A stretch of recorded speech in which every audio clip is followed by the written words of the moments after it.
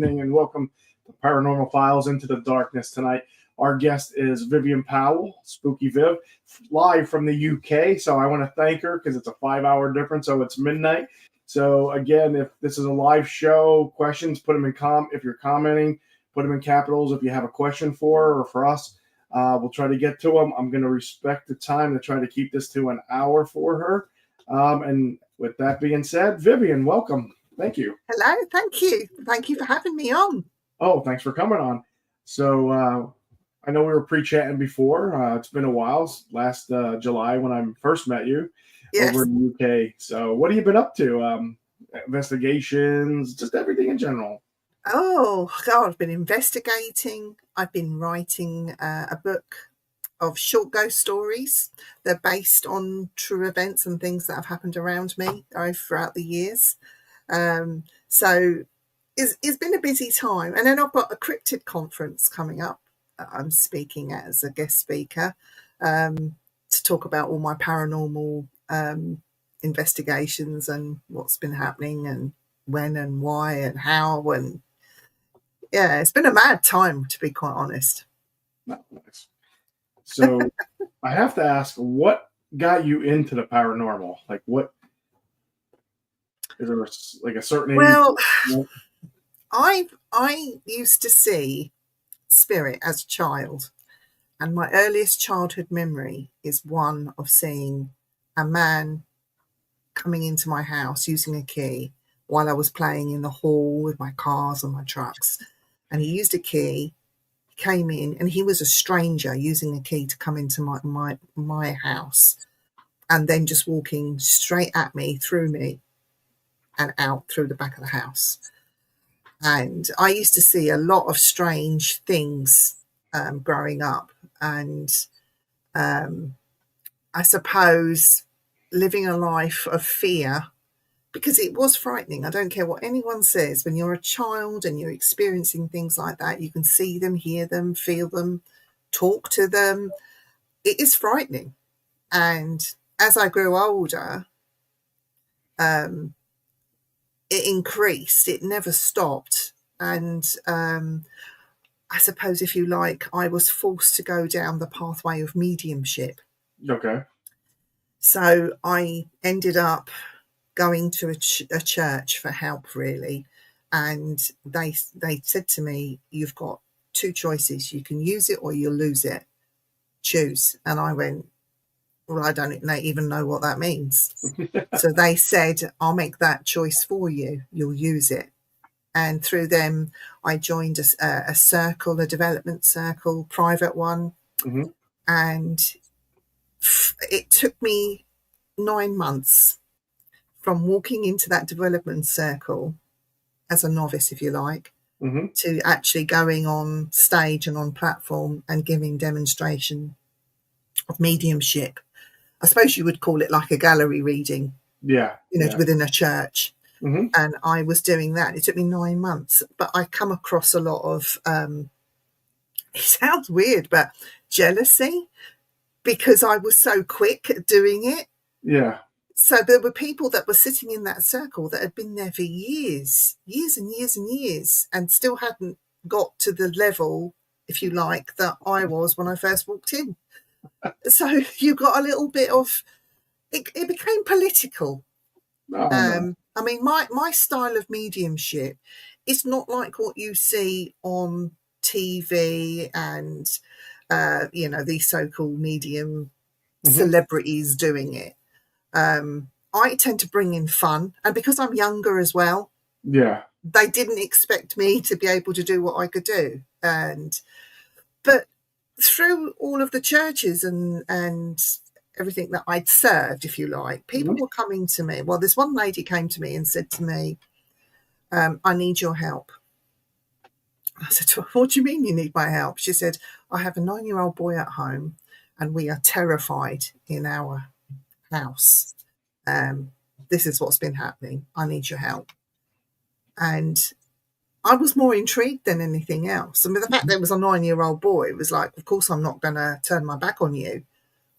And so I walked into that house to help these people.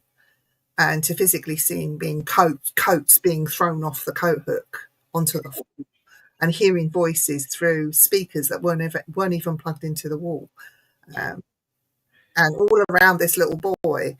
That is what started me on my paranormal journey, if you like, into Okay. going into homes, investigating. And I mean, I have a secret weapon, my mediumship. That is my weapon. Yeah.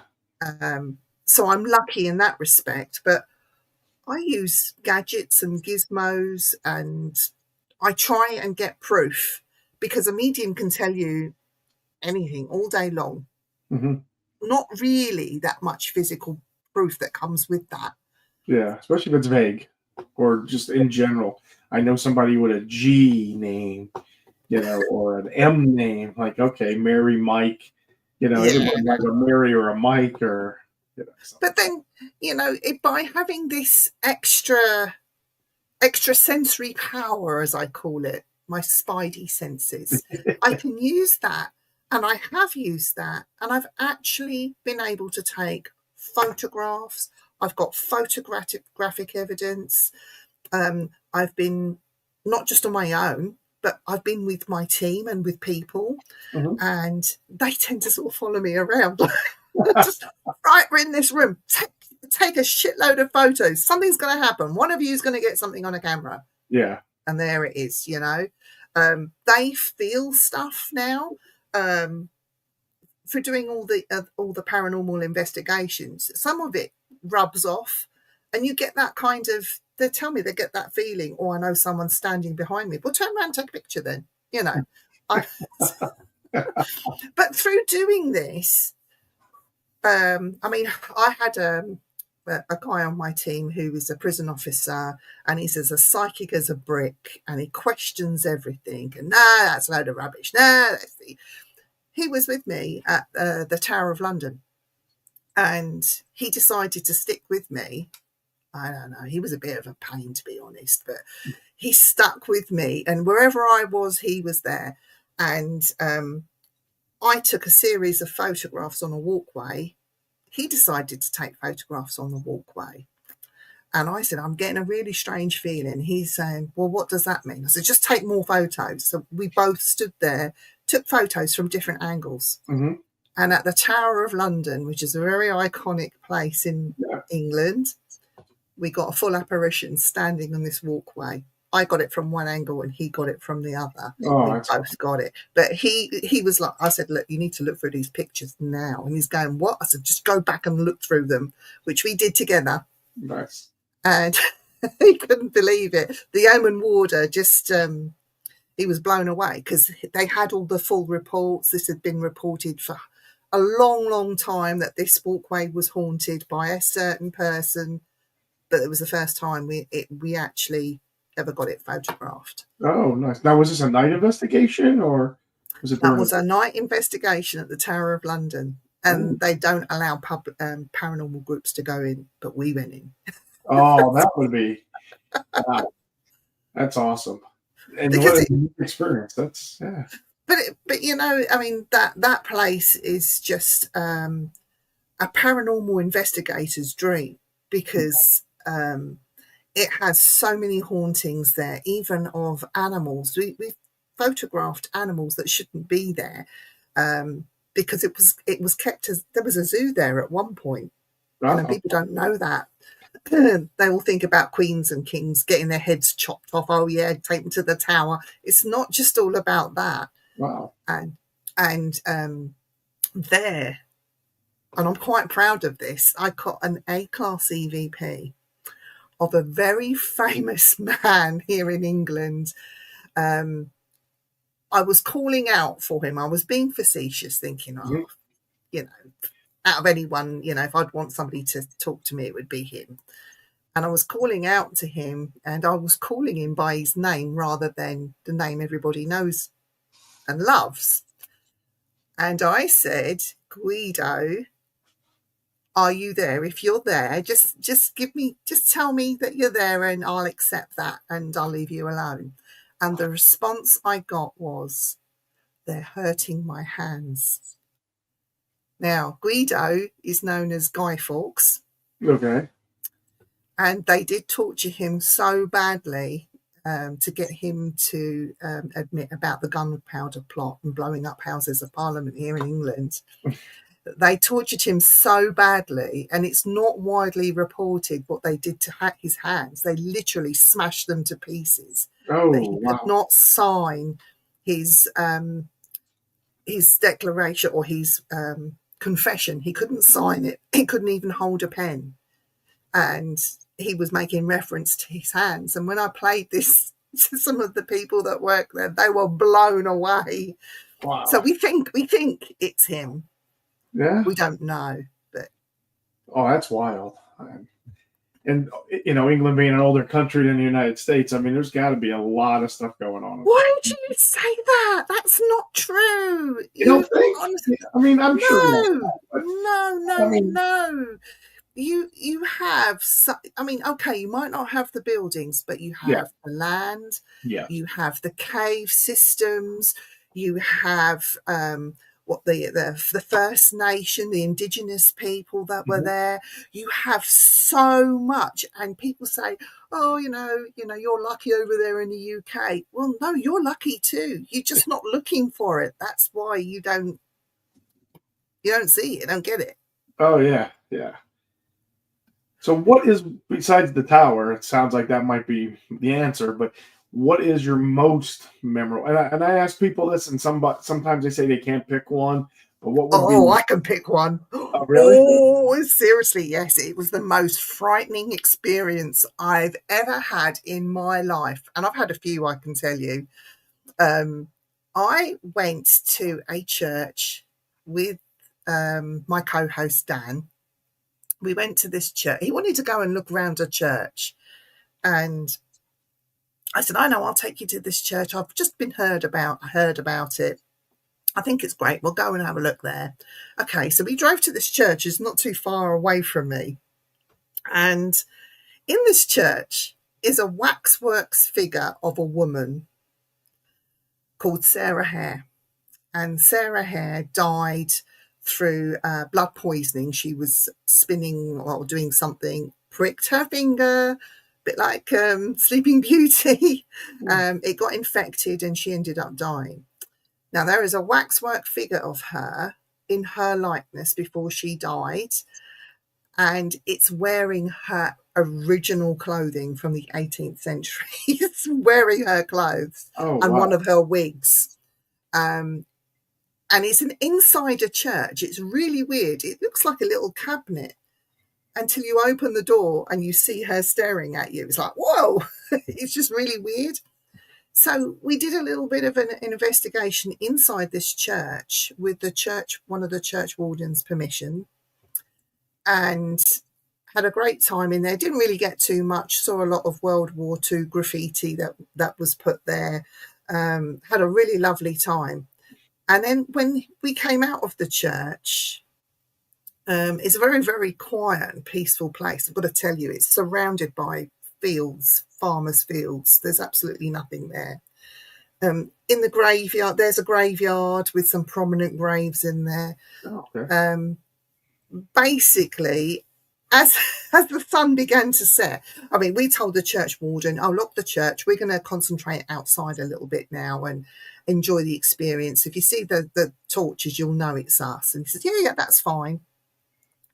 So the sun started setting, and it was as quick as it was, like in a flash. Something went past my face really quickly, but I noticed. How can I explain it? Like sackcloth, like gingham, like and it was all raggedy and it was grey, and I could have reached out and touched it, but it was so quick. And I said, "Oh, something's just gone in front of my face really quick, like really close to me."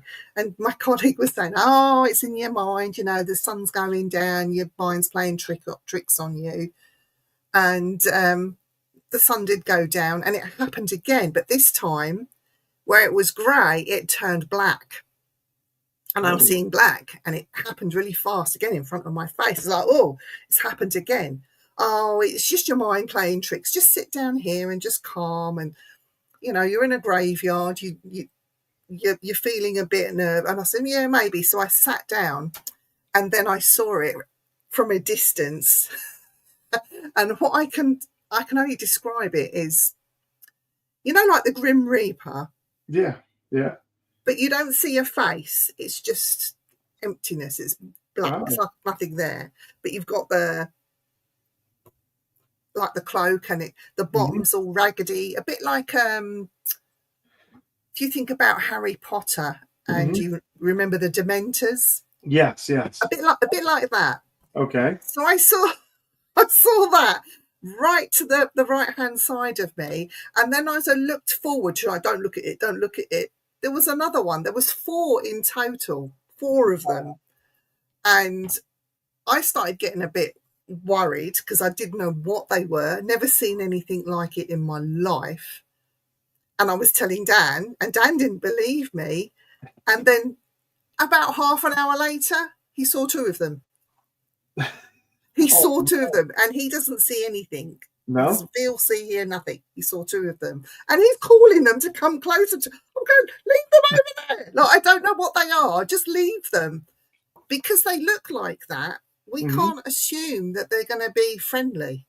We can't assume anything. We don't know what we're facing, So to call them to come and closer to us, I just thought it was a bit mad. I was scared. I won't lie to you. I was very scared. I wanted to leave immediately. Just get in the car, lock the doors, drive off, and calm down. But yeah, that was scary, and my most frightening time in my whole of my paranormal career is that. Oh wow, that's insane. And right after dusk, it's all happening. Wow. Yeah. I mean, I've heard people talk about seeing something similar in America, and somebody called them wraiths. Somebody had called them something else. The only one thing that really I would compare it to was one man had a barn, and he'd sent his wife down into the barn because he heard a lot of commotion in his barn. So she grabbed the camera because she wasn't scared and went into the barn, and she actually filmed exactly the same thing. And I saw 4 of them. Oh, wow. She didn't know she'd filmed it at the time, but that was in America. Oh, okay. Wow. Yeah, not over here. That was in America. But I've never seen anybody else that has seen or filmed or talked about anything the same as what we saw, apart from that one guy. Yeah. So when you investigate these places, do you get permission? Do you have to, let me ask, you have to pay? Like, I know here in America, there's some places that you have to pay to go. And I'm like, why do we have to pay to go to a place? I'm sure there's more, if people like you were saying about the woman with the 9-year-old, like if somebody came up and said, hey, I think my place might have something going on, would you guys be willing to investigate? That's the stuff that, I mean, not that I don't mind the historic places, but it's like, that stuff is just as, cool to investigate as well. So, I mean, do you guys have do they charge you fees to like the Tower of, London? Well, no, we didn't pay to do the Tower of London. Oh, the church, we didn't pay to do that. no. I've done private cases, and people have offered to pay me, and it's like, no. I don't charge you at all. No. Not even because one lady, I mean, I was on that case. It was an extreme haunting, and I was on that case for nearly 3 years. The 9-year-old. She used to try and, no, this is another one. This lady, she used to try and pay me. I said, no. Like, I stay with you. You give me a bed, you feed me, and provide me with tea and coffee. That's payment enough. I don't need anything else, So with you being a medium, do you have a way to shut that off, or do you constantly get stuff coming to you, or is it? I've programmed myself over the years to be able to flick it on and off like a light switch. But spirit, if they want to tell you something, whether you want to hear it or not, you're going to hear it. if they want your attention, if they're going to do something, they're going to do it. I've seen. See, I work full time. I have a normal daytime job. I work in finance, Oh, okay. and what's really strange is I work in a very haunted building. It's a very old. Used to be a factory, and then it was turned into It's a lovely Georgian built house. It's beautiful, and it's haunted. And I've seen it. I've experienced it. And it's like I'm sitting at work going, not right now. I've got to do this spreadsheet. Come back later. I'm not so busy. Have other people experienced it in the office, or? Yes, Oh, yes. Somebody that I worked with, they called me to their part of the building because paperwork suddenly flew up in the air and landed straight in the dustbin. That couldn't possibly have happened the way it did. Oh my God, that's wild. I'm just plugging you in because my battery's just running low on. Oh, no worries. Yeah, There we Gwen, go. on Saturday, Gwen just found out. She thought her station was haunted, but the one coworker came and said like the other day, which I want to. And I know she's watching. If she is, she can comment. I think it was a microwave clock just staying at 10:10. It just stayed at 10:10 and stuff like that. So she's like, I didn't know it was haunted. I mean, but it's interesting to hear. Like again, it's like she's there and she's sensitive. I think she'd be able to pick up. I don't think as far as she'd love my building where we walk. So part of the building, it sort of slopes a little bit like that. It's really weird. But as you walk past the CEO's office, that's a little slope. There's a door that you have to walk through first, and then there's a little walkway. And I got through the first door, and there's another door at the end, and then I'm up in the attic. I've gone past the CEO's office, and I'm there. There's nobody else there that time of the morning.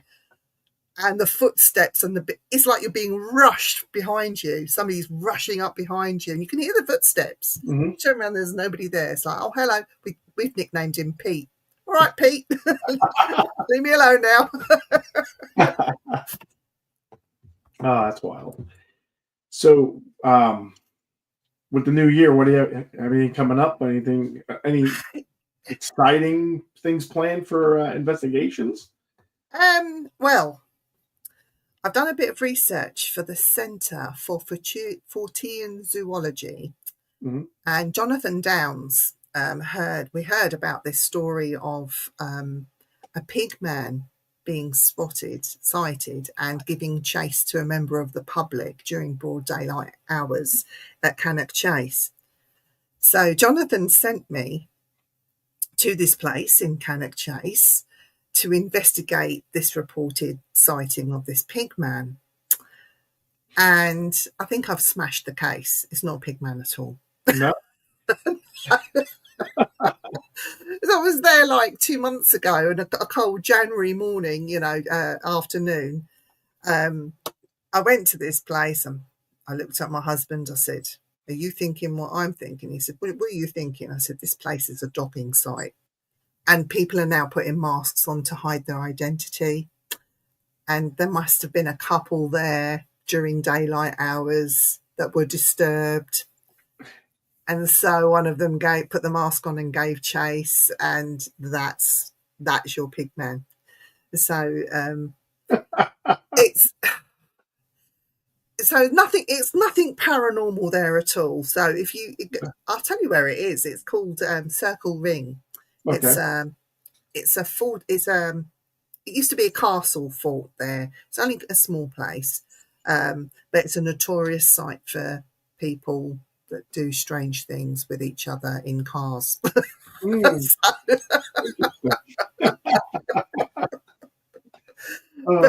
it squashed that myth that there's a pig man or there's a dog man or in this particular place. No, it's not. It's people. People. It's people. What a shame.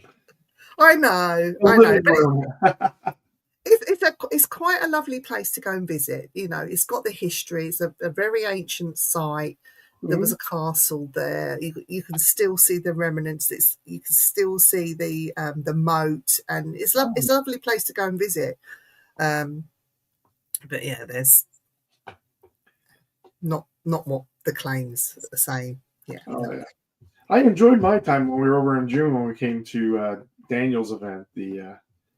Yeah, and just like we Gwen and I we were going to drive back up to London, but we thought it's nice staying down in that area, so we just spent the whole time down there. And so then on another trip, we'd like to get up. But now she's coming over in May, but she's coming without me because of again her work schedule is more flexible than mine. Oh, So yeah, so she's coming over alone. Yes. yeah. I'm going to that same conference. I'm opening the conference. I'm the first guest speaker on. Oh yes. But I've got DJ from Alaskan Killer Bigfoot coming to stay with me. Okay. And he doesn't know this yet, but he hasn't got time to have jet lag or anything like that, because the moment he lands and I get him in my car, we're doing all sorts of things. And he wants to do a ghost hunt. Yes. Which I've arranged a ghost hunt during the day in a very iconic place with a very iconic person.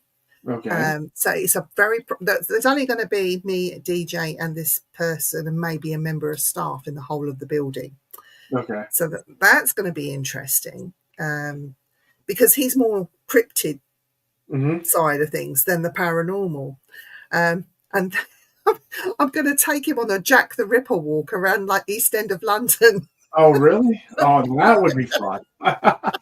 So, private tour. We're going to go in public with that one. Oh, okay. Okay. So just to make it a bit more fun, because when they're screaming and jumping and getting frightened, it might add, more of the. Oh, that sounds awesome. There's other things that I've got planned with DJ, but he doesn't know what's going to hit him, and he thinks he's going to get, it's going to be easy, because then we have to travel to the conference, and I think he's got some forest excursions and things going off there, and I'll get a day to relax. I think he's out working. Yes, I believe Daniel has a lot of events planned, and I'm wishing him much success. And so you haven't got your ticket, get one. I wish I could. I know. I was bummed when he moved it to May. I mean, we were with just my vacation time and stuff. Like we've used a week just beginning of this month for Mardi Gras in New Orleans, and I'm like, I just don't, the time, and it's like, oh, like I said, Gwen can be like, hey, I just need these days off, and she gets them off because she'll just work before and after to make up her hours. I can't do that. So it's just like, oh, but I was like, oh man, he's moving it to May and not July. Oh, and I love Daniel's family and everybody I met. Like, I think when you talk about Ben Winters, and Jamie was over there. And then you as well, and like just the people I met, not only his family, but the people we met at the conference there were pretty good.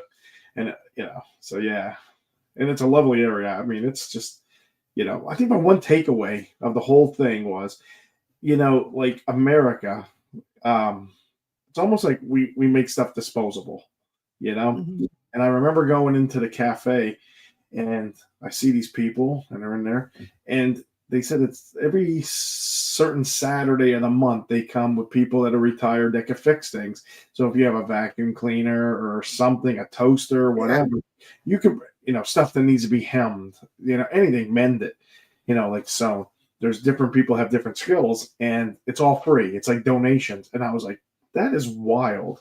Like you have people that are retired who want to get out of the house, still want to keep their skills sharp and give back. And I'm like, that's one thing I remember from that. Cause I'm like, they don't do anything like that.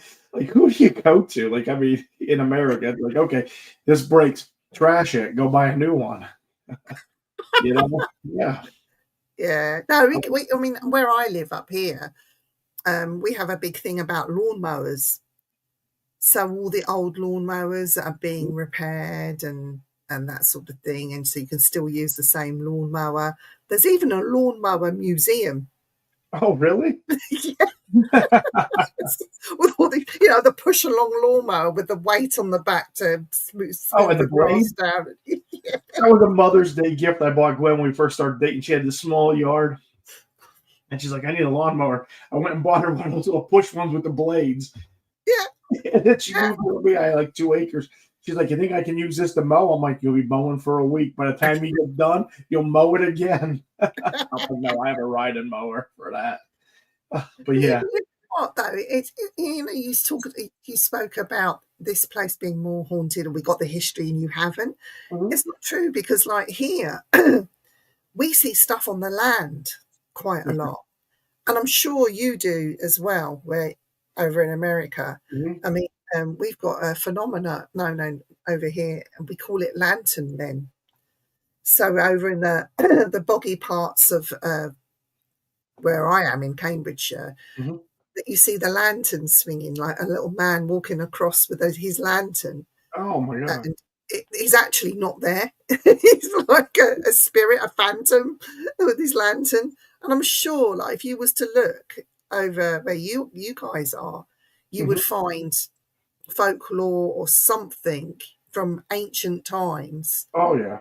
that are just missed it now because people are not interested, they're not looking for it anymore. Yeah, we So have Gettysburg. Gettysburg is probably like the place. It's 2 hours from us. So I mean, with the battlefield and stuff like that. Now that's we've done not too much investigation. We went on a tour when we were down because we had a campsite. We'd go camping down there, and then every now and then drive around the battlefield in hopes to see something. But again, I have my sister got married in Gettysburg, and she had somebody that came to the wedding and was out by a school in the daytime, and like it wasn't foggy or misty or nothing, but they snapped a picture and you could see a full apparition of a soldier, which that blew my mind. It's like, oh man, it's like, okay, where do I got to go? What do I got to do? Like even the building she got married, like the bottom floor was closed off because it was an old bank that was turned into like a catering area, but for some reason the bottom level, but they did let us go down. But again, I didn't see it. I was snapping pictures, didn't see anything, and it's like, come on, don't be shy, show me something. Well, I've well, had some really great experiences out in America well, investigating. As I said to you off air, I was lucky enough to investigate a pot shop, a haunted pot shop. oh, Uh, okay. I didn't actually get anything there, but I got an education in legalized pot and what that was about, and it didn't impress me, to be fair. I managed to do the nighttime tour of Alcatraz and went up Oh, on the gun gallery when they were allowing you to go up on the gun gallery, and did a little mini investigation there, and that was brilliant. did Um, you get anything? no, I did feel like, like not welcomed. You're not Yeah. welcome here. Up on the gun gallery, Okay. you shouldn't be here. You're not welcome. Get down. You know. Alcatraz is a pretty interesting place. I worked in Palo Alto for almost a year, and on a weekend or two, I'd stay and I did the tour of Alcatraz and been on that. And I just think that's, as far as a prison in the United States, that's wild. That it's called the Rock, and it's literally built on. On a rock. Yeah. There's nothing. So yeah, and this is before I really got. I mean, I got into paranormal really with Gwen, and our house is haunted. We got into it. I mean, I always believed in spirits. Always, I just never had any kind of luck with anything. Seeing it. I mean, I've heard stories, stuff like that from people or some friends, but no one's like, hey, let's go investigate, So it's like, oh, okay, but no, just hear stories and stuff. So yeah, and I believe in spirits and all that good stuff. And it's funny. My mom sometimes will be like in her house. She'll be like, I see somebody, and I'm like, okay, or and Yeah. we got married in Ireland, and she's like, I think I saw a knight at the end of my bed because we got married in a castle. And I'm like, oh, it must be and I joke. I'm like, it must have been the drugs you were on, the medications. But no, I mean, yeah. But I do miss it. I miss getting out there and investigating and so forth. That is just to see what's out there. I mean, we did our the team we were on did this one house, and it was open to the public, and never again will I do like a open to the public kind of thing, because it's like they're making so much noise, and you're trying to sit there in the dark, and then like all of a sudden people are stumbling, and it's like coming through, and it's like, nah. No, it's not the same. No, it's not the same. It's like, when you're on your team, everybody knows to be quiet, kind of like, no, you're going here, we're going here, we're going to go to this floor, we're going to go to here, and everybody takes a floor, not just kind of just willy nilly walks around. Yeah. But we'll have to a real paranormal investigation is quite boring. Yep. Because you're sitting there alone in the dark, and it is boring as hell, until something happens. It's boring.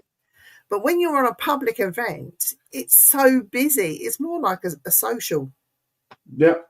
Yeah. It really is. Yeah.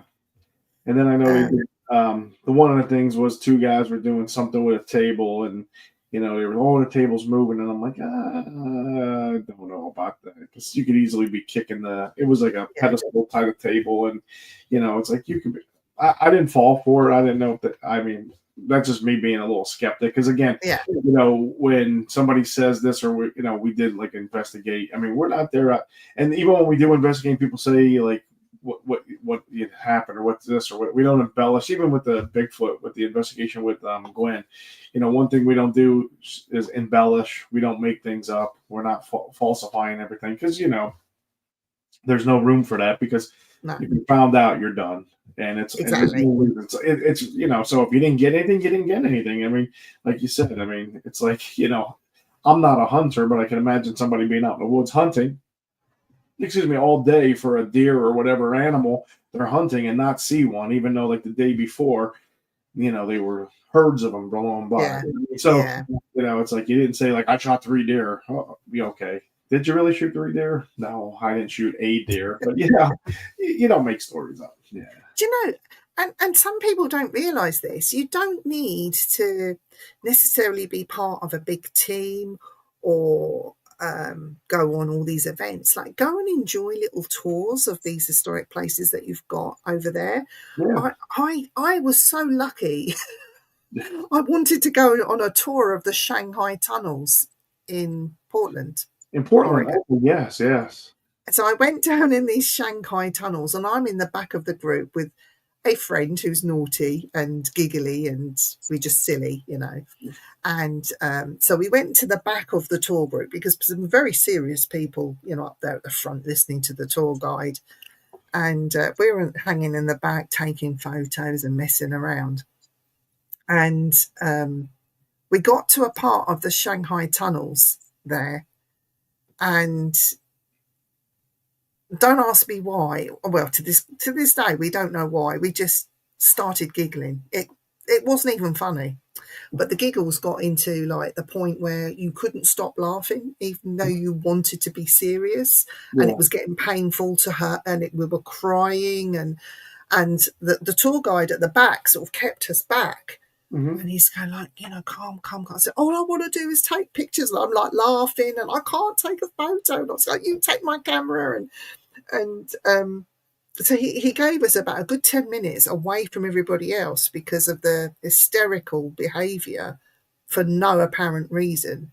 And we managed to pull ourselves away, join the rest of the group, and then the laughter stopped. When we came back through, that tour guide that was at the back, seeing that the last of us through, he pulled us to one side. He said, I've just realised what's happened to you two. And we're like, what? About the hysterics. And I went, what? He said, this part here is the opium den where you were standing and had your hysterics and couldn't control yourself. I went, really? We were standing in the opium den, couldn't control it. Honestly, it was terrible. I mean, we were laughing, but it was terrible. It hurt. We couldn't stop laughing and couldn't breathe, and the tears and, clutching our chests. And we were standing in the opium den when that happened, and we didn't know he was in the opium den. So strange things can happen, even just on a tour. That is wild. And I remember being in Seattle, and I think they had something similar to like those tunnels where people, if they're with the ships coming in underground, just like one day you're there and boom, next thing you're kidnapped and thrown on a ship. Yeah. I remember a couple of us went out drinking and we ended up in a bar and they were saying down below was, would have been like part of that at the time. Yeah. So it's definitely true. I mean, but that is wild, just out of the blue, and it only affected you and the other person. What the other person? Yeah. And there's no mediumship involved or anything that. Would you say it's because you spent more time, like the group just passed through, and you kind of hung there? I mean, what we did. We sort of affect only you two and not the rest of the tour. We hung back just to take photos because okay. I could have been Japanese in a former life. I love a photo. So,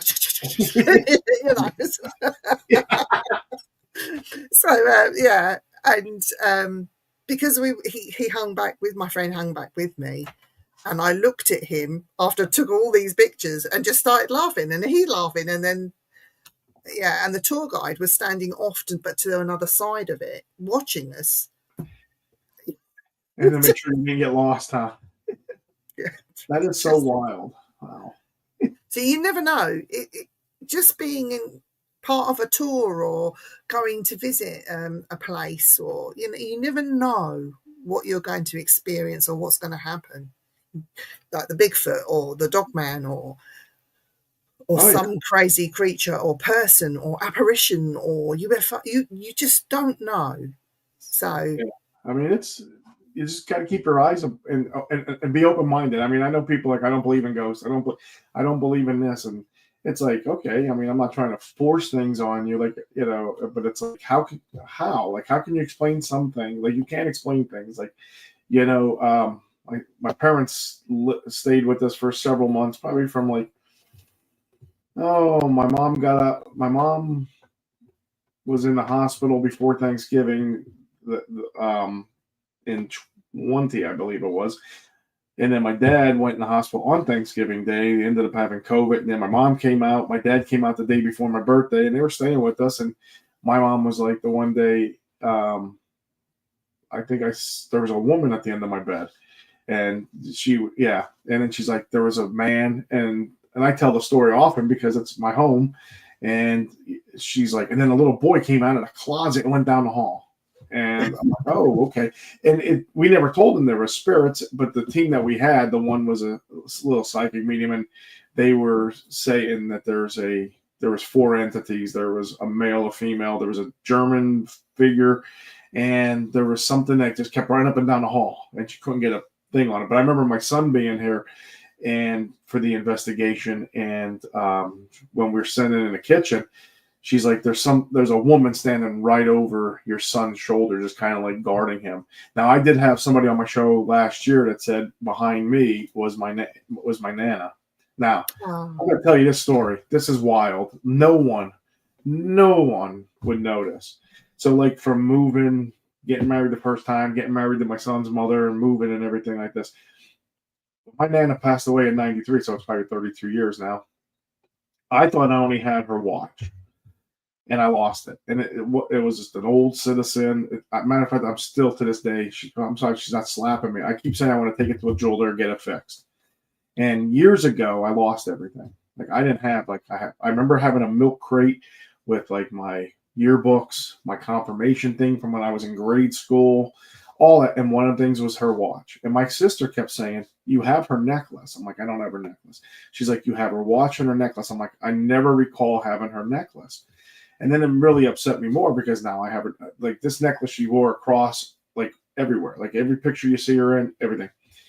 So I had this woman on. She's like, your Nana's behind you. And she's talking. And I'm like, she's Italian. And it's going on. She's like, yeah, she's talking with her hands and all that stuff. And she's like, she wants you to either wear it across or put it in your wallet. And I was like, what? Now, back up. That was last year, the Christmas before my son shows up with everything, like my yearbooks, everything that I've lost. Somehow, I guess his mom and him found it. And in there was her watch and her cross. So no one would have known up until when she was telling the story. And the cross is still right here in front of my computer on a little thing. And I'm like, it's about yay big. So if it fits in my wallet, I don't want it to bend to, to my butt in my wallet, And, but it was interesting because after the show, I opened that up and you could still smell her perfume. Like for some years, it's like her perfumes. And then I put it on. The chain's big enough for me to wear. I just choose to not wear. But I mean, like, there's like that. How could you, like, I never met this woman. She was a guest like you. And I met you, but I never told you about my family. No. So if you said something like that, I would be like, well, how? Like, first of all, it's like, there's nowhere. I never posted on Facebook. Like this is my da-da-da-da-da. So you couldn't go back to my Facebook. It just blew my mind. So again, like there's people out there that have the ability, and I'm a firm believer. And seeing, like I said, just because I didn't see a full apparition. I've seen people, and I would. You will. I will. You will. We were at this one with the group, and it's funny. Just happened to catch it. Like we were at this one place, this mansion in Columbia, Pennsylvania, about 2+ hours from us. We were doing a preliminary investigation with the team I was on to see if we were going to go back and do it at night. And it was like a mansion. It was a feed mill. Now it's turned into one side is a printing place, and then you kind of have a center, and then the other, it's like three. We were inside the center talking to the woman, and it was like Gwen was here, I was here, and the woman was over here.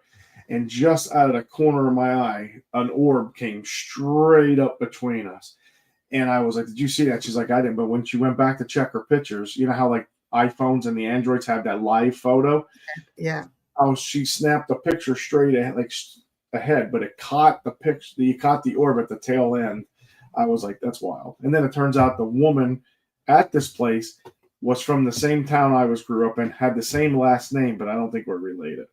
So yet she was talking to Gwen. Like, I'm getting a feeling like I've known you forever. So, yeah. Do you know, it's strange because this house has been very quiet the last couple of months, but when I go and do my podcast, I was interviewing this guy. He was a medium, and I'm in the house on my own. The husband's out doing motorbike things with his friends, and I'm in the house on my own. And the guy I was interviewing asked me a question, and a male voice right next to me answered it. And I wear these earbuds, and you've got the microphone just here somewhere. Oh, yeah. They heard it through, and I heard it next to me. And he asked something, and the response was, I don't think so. Right? That was next to me, an actual sentence. Wow. And they're going, is Andy in there with you? I said, no, please don't encourage it. I'm here on my own. And they asked another question, and he answered it again. And they're going, wow, we heard that. And I was like, no. You don't understand. I'm in the house on my own. Please don't encourage it.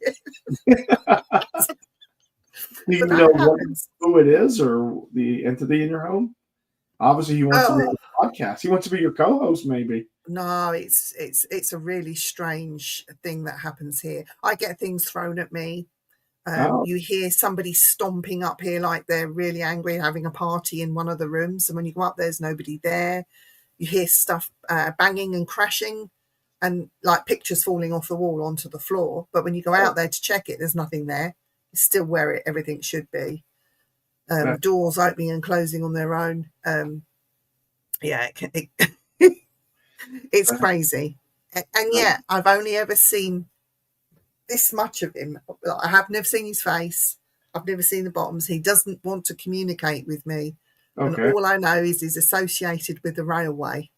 That's all I know, because there's a railway yard that my house was built on. And it's actually sitting on top of an old Roman villa, my house. Oh, wow.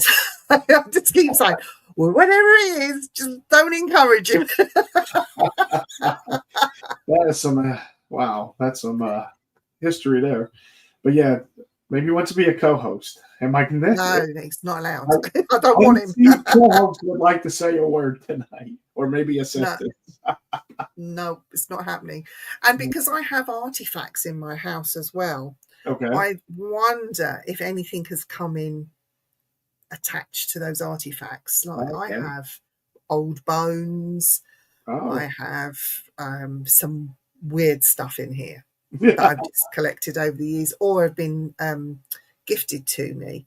Mhm. And I don't have the heart to get rid of it. You know, I've got some really old books, and I've got a bone whistle up there that Oh. I used as an aid in a paranormal investigation, like calling the dead. Let's play Oh. the bone whistle. You know, of course, like it's just a myth. Yeah. But hey, we've got one. Let's try it. Let's see what happens. We do all sorts of mad stuff. Nice.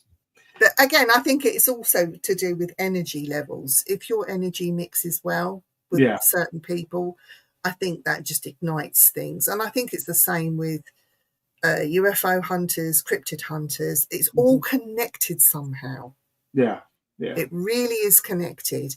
And I think if you sit in the right energy, at the right place, at the right time, and the earth wants to speak to you, Mhm. because I think the earth has got something to do with all of this.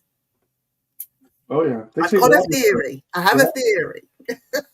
well, it's funny you say speak to you because like our old neighbors that lived right a couple right on the behind us here. It was 2019. Yeah, it was before we got married in 2019. His sister's has the ability to like psychic does tarot reading and all that stuff. So they were like, "Hey, my sister's coming over on this Sunday. How about you stopping over?" Well, I was flying out to Seattle because I was working at Seattle Children's, and Gwen went over. So I was out, and when I landed, she's like, "You're not going to believe this." She's like, first of all, the cards that she got were like horrible. One was the death card and all that stuff, but she's reading her tarot and she's doing all of this, and I never got a feeling of anything bad on the land. But I have, when you come out our back of the house, there's a shed and then there's a chicken coop down there. And we were talking about getting chickens, and she's like, "We got to move the chicken coop." I'm like, "We're not moving that chicken coop." She's like, "Well, how'd you get it there?" I'm like, "Well, just a guy I know. I was dating his daughter who owned a farm. I brought it in. He brought his big tractor over with a chain, picked it up, kind of dropped it, used one of those little winches, like come alongs to put it in place." She's like, "Can you hook it up to your truck and drag it?" I'm like, "I'll get 3 feet and it'll just start digging right into the ground." I said, "What's going on?" She's like, "You're not going to believe this." She's like, "During my reading, she stopped because their kitchen overlooks our back of the house." And she goes, "I want to tell you," she's like, "there is something down in the woods there." And she specifically pointed out a tree to Gwen. She goes, "Go down there because something wants to talk to you." Gwen was like, "Hell no, I'm not going down there. Those woods give me the creeps." And I'm like, "Why just those woods?" Because we're surrounded. Yeah. We have a cornfield, and the next house is down over the mountain, down over the bank. I should say not even a mountain, down over the bank, several hundred feet away, just like my neighbors are. And I'm like, and I said, "We moved the chicken coop up here. You don't think whatever's here by that tree that once talked, they can't come to this tree up here?" Yeah. I'm like, "No." So we thought it was paranormal because that year we were out with we had her dog and my boxer at the time, and it was early spring, maybe like this, or early, and it was getting dark around 7, 8 o'clock, and like just as it was getting dark, and again, we tried to spell things because we do live in the country. So I mean, Yeah. today I didn't smell it, but at any given time, the farmers will start spreading their shit, and this will be like, wow, like holy hell, that's bad. Yeah. Day or two, but we were out there, and all of a sudden, like this smell of like death almost, just as quickly as it came, it was gone. And she was like, "You got to get in." I'm like, "What?" She's like, "Just get the dogs. We got to go in." I'm like, "Okay." Then she told me when I flew out, she's like, "I just don't want to alarm me." She's like, "But I think there was something that could be demonic because it was the."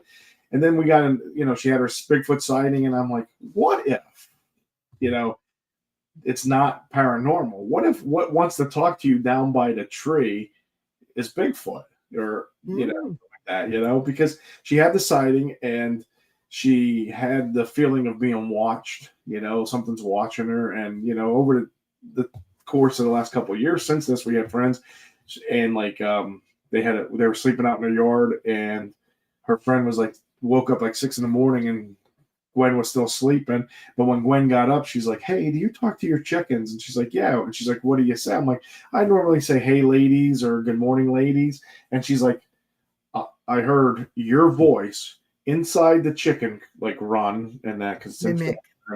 she's like, I heard your voice. I got up and you were snoring and stuff like that." So I'm like, that's just wild. I'm like, and then when she finally mustered, it was really weird. It was like that was early spring, and then like I think it was probably a year later. And when she had the sighting, and after that, she was like, "I'm gonna go down to that tree." Well, we were out doing yard work and everything, and it was maybe like 4 in the afternoon, and I was down by the lower garage. She was there. I said, "Grab a shovel from the shed and meet me at the house." Da, da, da. And I'm like, she's like moseying on up, and I'm like, "Where's the shovel?" She's like, "I'm going to lay down." I'm like, "What do you mean you're going to lay down?" She's like, "I'm like wiped out." I'm like, "What?" She's like, "It whatever was there took every ounce of energy from her." She's like, and it took like a day or two or so for her to kind of just come around again, but it was like wild. I'm like, "Oh, okay." You should do an experiment, and the Gansfield experiment with the mask and the ping pong balls for the Okay. eyes, Mm-hmm. and flash a light in the face, and just make her sit down. Do it at night. Okay. Put a hammer on her, and play the white noise through her ears, And see if she and can. just see if she picks up or experiences or hears anything. Oh, Do it by that tree. She won't oh, thank me for it. if she's watching, if she doesn't on the call, she'll definitely watch us. I'm gonna be like, "Yeah, let's go do that. Let's go try to I think experiment." because she's going to slap me when she sees me now, isn't she?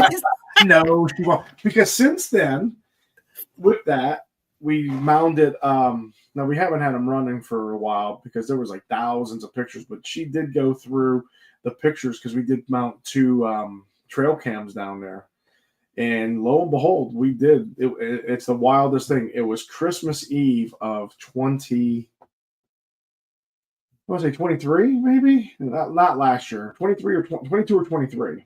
And when you get back behind the coop, it's only a little bit of ground, and then it starts going down. And you could clearly see by one tree, and I don't want to speak for her if it's the actual tree, but it's a tree, and you could see eye shine. And then Yeah. down below, next to it, there's a smaller version eye shine, and it looks like the small one looking at the big one. Oh, mummy and baby. Oh, something, or father and son or something. But Yeah.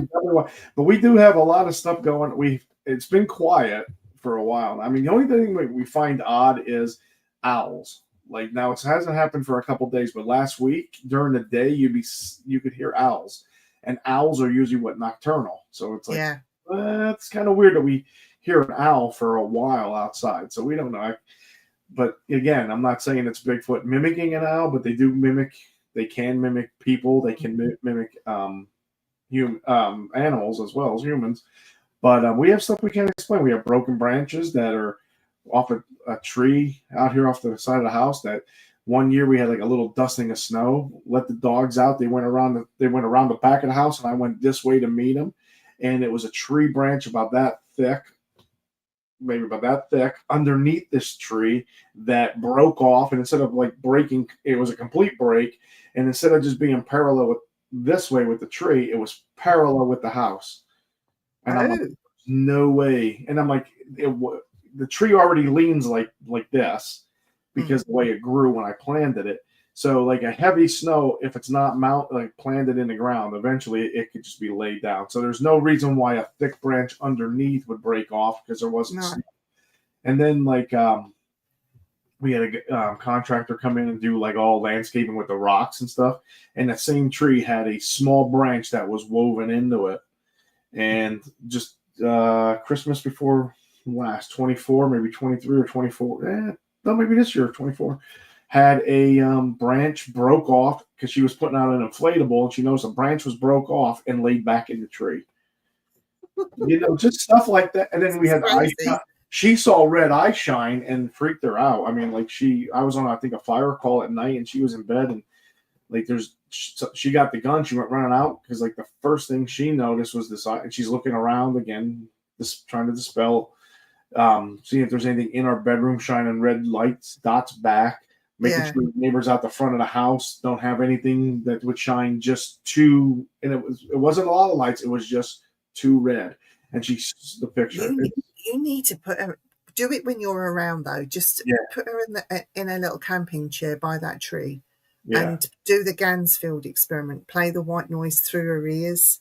Take away, and do the flashing light in front of her, and just step back so you're not standing in front of her, just to see if she sees anything run in front of her or come towards her. Does she hear anything? Yeah. And get her to speak it as it's happening. Okay. I will do that because I think it's interesting. I mean, we have something. I've never seen anything. I did see something. I can't explain it. It's my story is she was working. It was like 1:30 in the afternoon, and like my neighbors out front, you can't see. They're like 1,000 feet away. There's like my neighbor, and there's another house, and there's a ranch that's down there. So off the back of my garage here by the house, all I would see is my neighbor just see me stand there, and I was peeing. And it was 1:30. I had a pee real bad. Came in. I'm like, I'm not going to bed. I'm going to poop right at the end of the patio, start peeing. And it was like August, September of that year. It was fall because the leaves were falling. And I have a stack of wood that I cut down trees to build the lower garage. So I have the wood stacked up in pieces, but I'm yet to get it split. Right. So it's a couple feet high, maybe, 2-3 feet high. And I look over, and I don't know what I saw. All I know is it looked like hunched over. It looked like it was salt and pepper hair, and it looked like it just went this way, like to take a step. And as soon as it did, it disappeared. And I was like, as I'm standing there peeing, I'm like, what the hell did I just see? So I got done. I called Gwen. I'm like, you're not going to believe. She's like, what'd you see? I'm like, I don't know. I don't know what I saw, but I know. I had the bloodhounds at the time.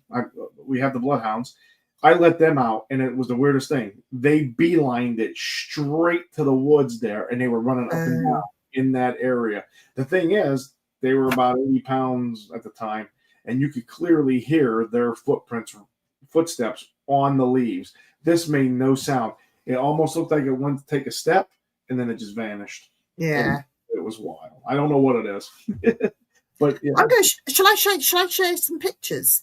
Yes, let's take some pictures. And I do see it's 8:07. Not that I want to rush you, but that's fine. That's fine. I know. I'll share some pictures with you. So yeah, let's do that. These I've taken on investigation. There's only a few on here. Oh yeah. So over the years, on paranormal investigations. Oh dear, what have I done? There we go. Let's see if I can get a picture up first, so you're not looking at silly stuff. Oh no. Okay. Let's do this one. Let me open that up. So there's a really old place called, I don't even know what it's called, Crowland Abbey. Crowland Abbey. And this is, it goes back to the dissolution of the monasteries here in England, where Henry VIII was fallen out of favour with the Catholic faith, and he was getting rid of all the monasteries. This particular monastery survived because of where it was. It was on a little island in the middle of nowhere. And this was a picture. That is the original picture that I took. Okay. Right, I'm just going to make it a little bit bigger. I don't know if you can see this. Mm-hmm. Through the archway.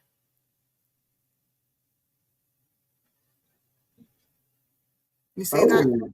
The face, yeah.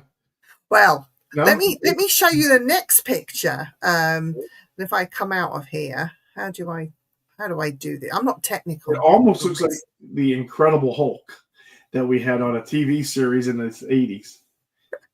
let me show you the next picture. Hang on. Okay. I don't know. I'm going to have to come out of it, I suppose, to be able to. Hang on.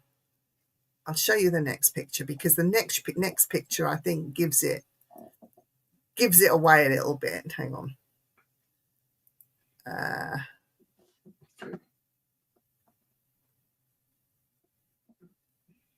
how do I get back into my pictures? Oh, here we go.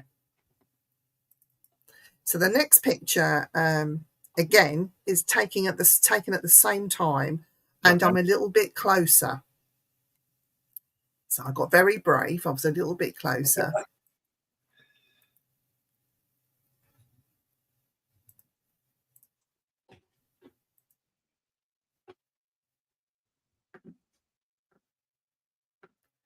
I zoom in a bit.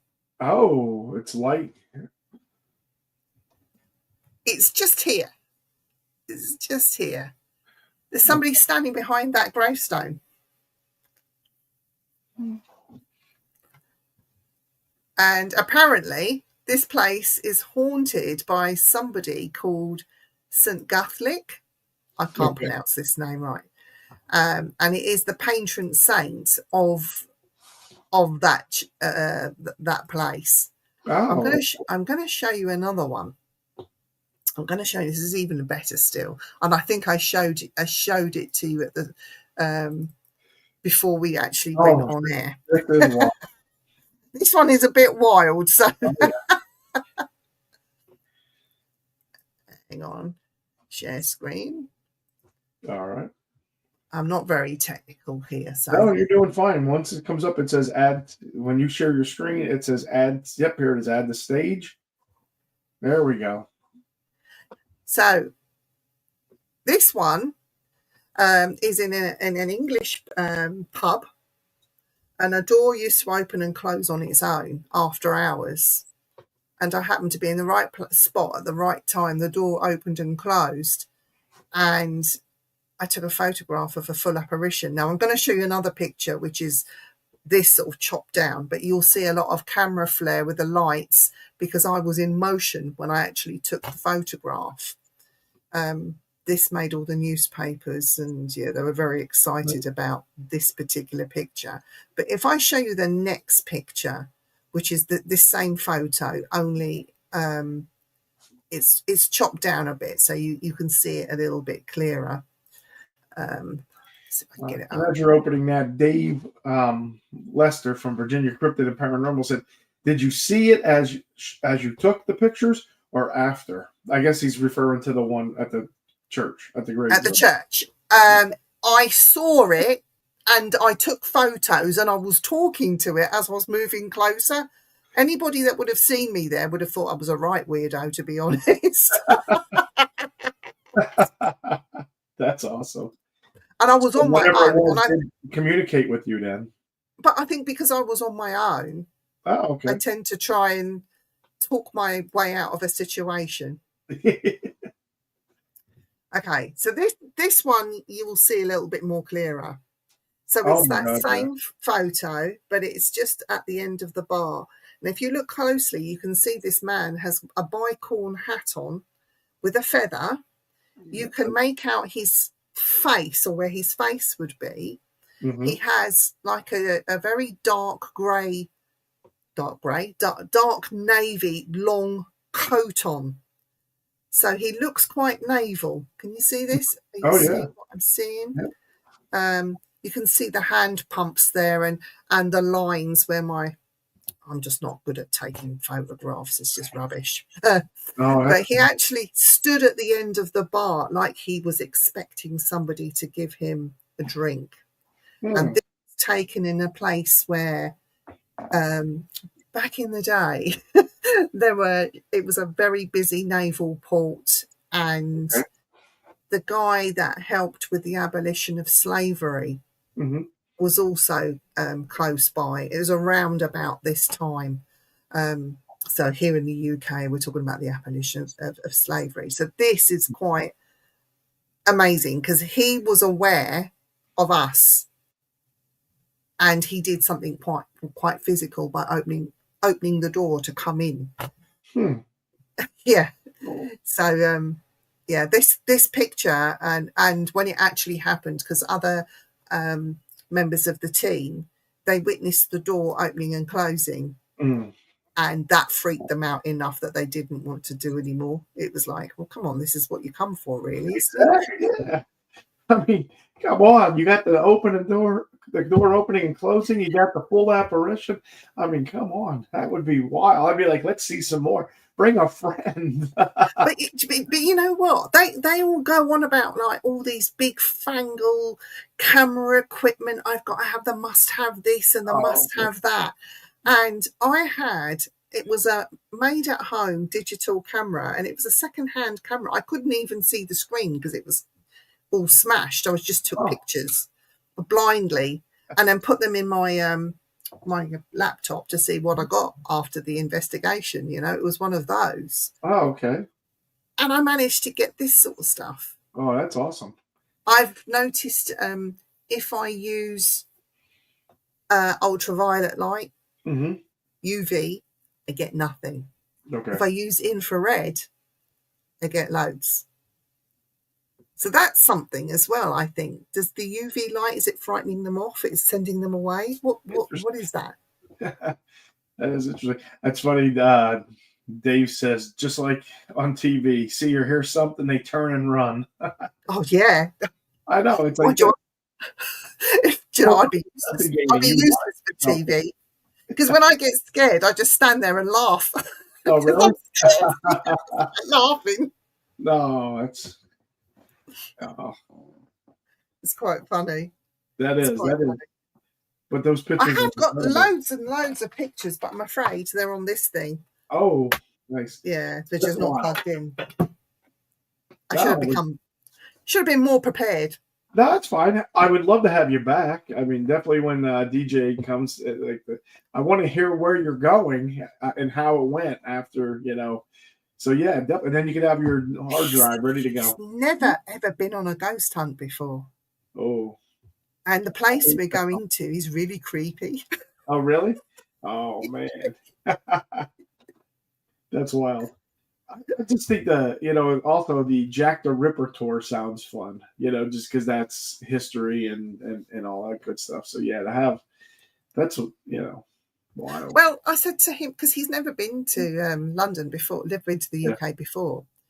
So he said, come in, what? I said, well, we could do a Jack the Ripper tour. We can go to the Jack the Ripper Museum and then do the tour. Yeah, that sounds really cool. I want to do that. Will it be a private one? I'm thinking, no. You want the public there because you need to listen to their reactions and listen and the questions that they might have, Yeah. And, we can just stand at the back and be inconspicuous. It's going to be fine.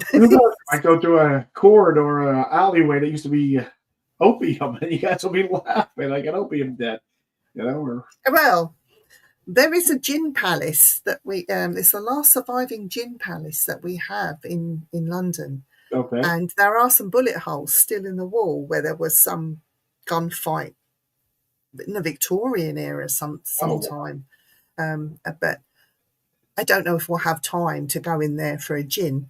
Wow. Don't even know if he drinks gin, but well, he will that day. At least I have to have one. But cool. No, I just think that because he's our most famous serial killer that England has to offer, I suppose, Jack the Ripper. And everyone loves the story about Jack the Ripper. I thought, well, we'll just take him on a Jack the Ripper tour and let him drink that in. Who needs Alaskan killer Bigfoots when you got Jack the Ripper? Exactly. That's wild. Oh, so he's flying. He's flying in from Alaska. Yeah, he is. Yeah. Oh, that's gonna be a trip. You better get a lot of sleep. He better go to sleep on the plane because from the time I pick him up from Heathrow, I'm whisking him. Well, it depends on the time he lands. I'm going to be whisking him straight to Windsor Castle. Will be our first stop from the airport because it's right on the doorstep. So we might as well go there and do it on the way. Really? Yeah. And is that a public area that you could go to, or is that a tour? No, well, it's open to the public, and if you want to go in, you can get a ticket and just go and walk around Windsor Castle. Oh, interesting. I didn't know that. See, I got to come back over with Gwen and do the London area, like Windsor and all of that. power line. But I'm bringing him to the Cambridgeshire area, so Okay. he's going to sort of be going up north a little bit Oh, to the east of England. oh, you're north of England. Yeah, well, not North London, England. London, north of I'm London. north of London, if you like. Oh, Yeah. okay. So you got a little bit of drive going back down to Daniel's event then. Yeah, that takes us 4.5 hours. It's not too far. It's not too bad. Okay. But there's lots of good things. Well, we're going to be, when we drive down, I think we're going to Stonehenge first. Okay. And I know DJ wants to go to Stonehenge, and then we're going to look at Woodhenge. Yeah. It's even more impressive than Stonehenge, believe me, honestly. Really? We did the Stonehenge on the way back that way from when Gwen and I, we took rent a car, we left the airport, but we didn't do the pay-in one. We just kind of did the outside just to see. Like, oh my God. Because like you got to get tickets. I'm like, tickets? I'm like, come on. This is. Yeah. So we just did the outside just to see how impressive it was. I mean, it was still taking in the scenery. It was like, yeah, that's cool. And then I'm gonna take him to see Glastonbury, to King Arthur's grave, or the site of his grave, apparently. Okay. At Glastonbury, but I'm gonna show him all the weird and wonderful weirdos of Glastonbury. It's brilliant. I love it there. Well, you sound like a tour guide. How hey, when we're gonna have to book you for a tour. I mean, come on. I mean, all the places you're naming, it sounds interesting. King Arthur and Jack the Ripper, all that good stuff. Yeah.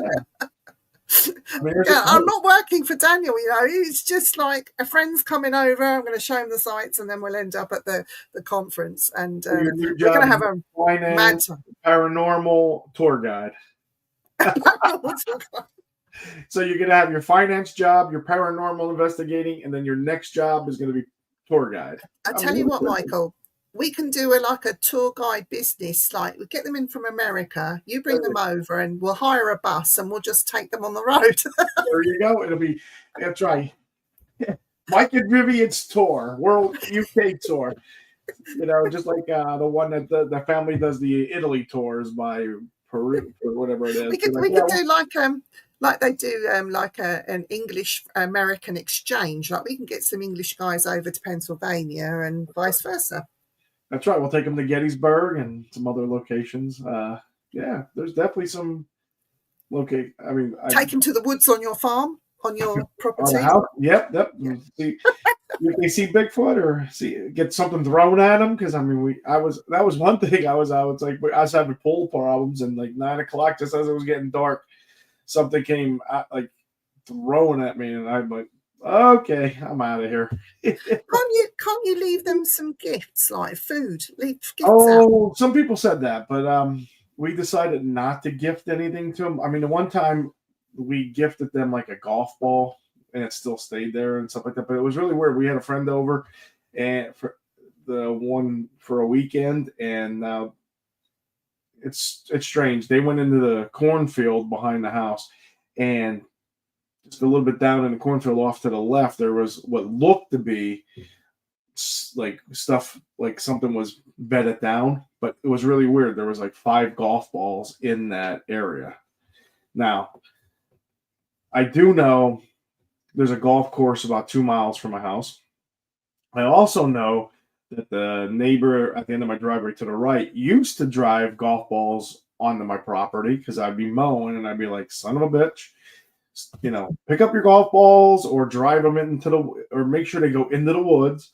But I'm thinking squirrels and chipmunks and rabbits and that, they're not going to, something picked up those golf balls and put them there, so yeah, but we don't do the food gift, because we felt like, what if we, like when we go away, like to these conferences, or when we were over in the UK, or if I was coming over with her this year, what happens if, they're expecting a gift and, here we're not, we didn't leave something, because one of the first things was, we have regular fencing on the bottom.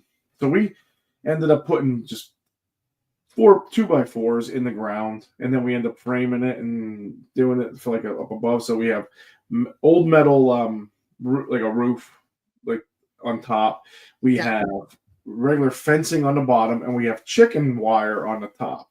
So we stapled everything and used a little U-shaped brad nails to tack all that in. And one of the first things we noticed was the backside of the chicken coop was almost like a sardine can. It was opened up and twirled around. So we had some chicken. We lost some chickens at the time, and we lost a rooster. And it was like whatever it was, like had to have hands and a thumb. So I mean, I'm here 17 years. I've seen deer, rabbits, squirrels, all that good stuff, foxes and that, but I've never seen a bear. And then I'm thinking, like, a bear wouldn't just stop; it would just destroy everything and and go after all the chickens, because it's not like it's on a diet where it just wants to have. I'll just take one chicken for now and come back. It would have destroyed everything, but this wasn't destroyed. It was just the backside where the fence was, and it was just rolled back, and it was the strangest thing. So, yeah, it's crazy. Mind you, they say never ever trust a bear. Out of all the animals in the animal kingdom, it's the bear you should be worried about, because when they lose it, they lose it. Oh yeah, and there's no warning. It's like bang. Bang. Yeah, like I said, I've never seen a bear here, but deer, all that good stuff. So we can't explain it. I mean, again, we're not don't try to push an agenda on anybody. It's like we share you the facts, and then you make a decision.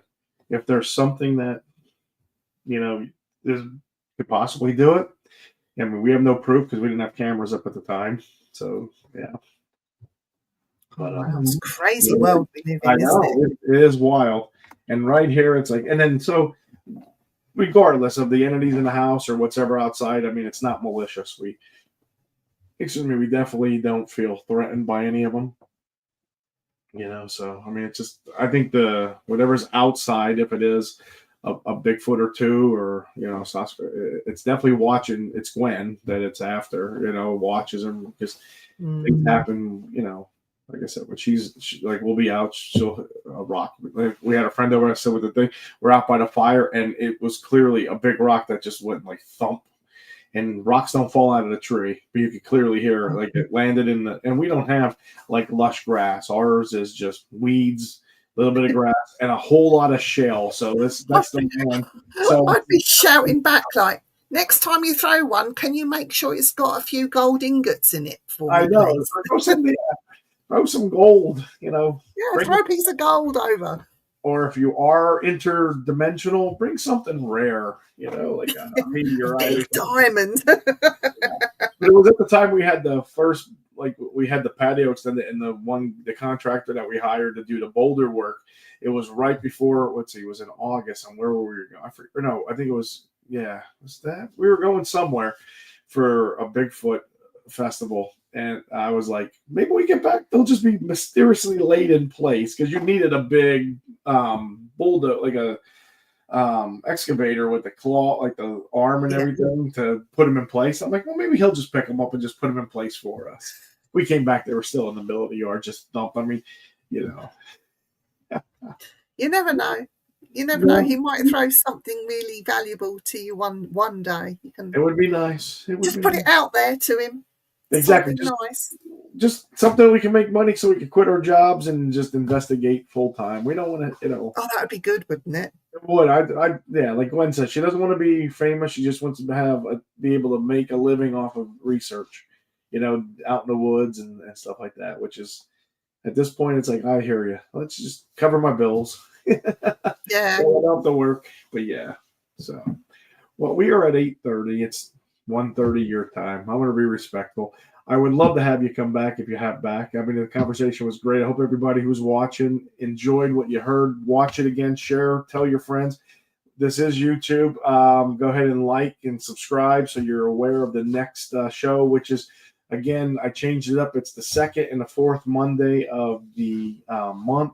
So the next one will be in April, and it's going to be Stacy Lee Smith. That's going to be my next guest. And again, if anybody does watch this and they want to be a guest on my show, because the new season's starting and I'm booking for the from after the fourth week of April on, I'm open. Feel free to reach out to me. I think, I forget my email address. I need to make a card. Let's see. Do I have banners? Yeah, I thought I had one, but it's, let me see real quick. I hate to do this, but, let's see. Here's my email. Where's my email? It is,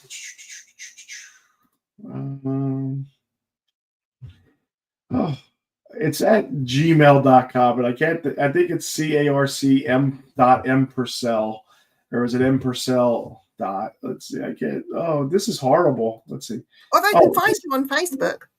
Yeah, you can find me on Facebook as well. And I think I'm going to just go ahead and, now that I have it here, I'm going to go to StreamYard. I'm going to create a banner, and I'm just going to pop that in right here and add the banner. I'm going to show it. So if anybody has anything, you go to crcm.mpurcell@gmail.com.